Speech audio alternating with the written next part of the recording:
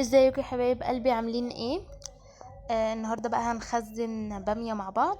طبعا احنا عارفين ان احنا في الصيف دلوقتي وده موسم الباميه، والباميه ما بتقعدش كتير، يعني بتقعد هما شويه صغيرين كده وبعدين بقى بتختفي من السوق، مش بنبقى لاقيينها خالص.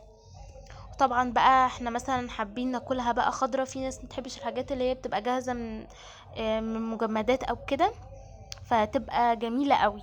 بصوا بقى هنخزنها ازاي. اول حاجة هنسخن مية مغلية على النار ونحط عليها ليمونة، وننزل فيها بقى ايه البامية الخضرة بتاعتنا المتقمعة الجميلة جدا زي ما انتوا شايفين كده. بصوا خضرة ازاي، تحفة. وطبعا هنرفعها بقى على النار اهو، هنصفيها، هنسيبها 5 دقايق او 10 دقايق كده تتصفى و... وهنسيبها بقى كده شوية، وهنحطها بقى في اكياس ونخزنها ايه في الفريزر بقى. تقعديها معاكي بقى سنة، 5 شهور 6 شهور هتبقى معاكي، هتطلعيها كده الكيس خضرة وجميلة جدا على قد الطبخة اللي هتطبخيها. هستناكوا تجربوها وتقولوا لي في الكومنتس. تنسيش لو اول مرة تتفرجي عليا اشتركي في القناة وفعلي الجرس عشان يوصلك كل جديد، اكتبي لي كومنت حلو كده منك. استناكم تجربوها يا حلوين.